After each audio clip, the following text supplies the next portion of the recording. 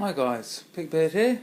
Today I'm going to do a raking video of a padlock. I've got the key somewhere, but don't know where it is. So many. Shame it's locked up.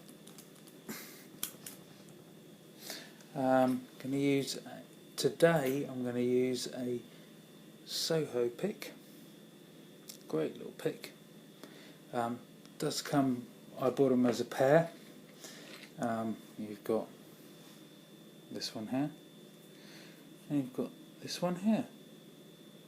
See the differences in them? I like this one because you don't tend to overset as much. You can get a nice false set with these ones, but it's whatever you get used to.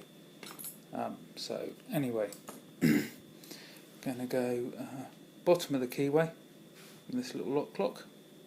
Sure it's locked up. Really light tension, and it should really only take 2 passes with it. This is full tension. See, my thumb is getting quite hard on it. Let it off, that's no tension. And just literally that much. Don't know if you can see the light on the tension wrench at the end. That much. Going with the pick. With this one, it helps if you go in at an angle, I believe. Literally, I'm just pushing it in and pulling it out.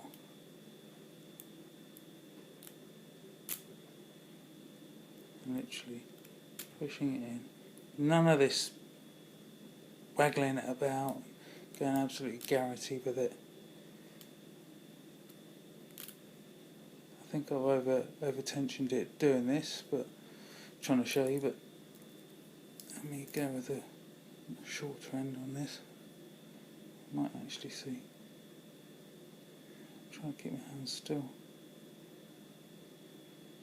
So literally, just this one, I find it goes in at an angle and then back out again,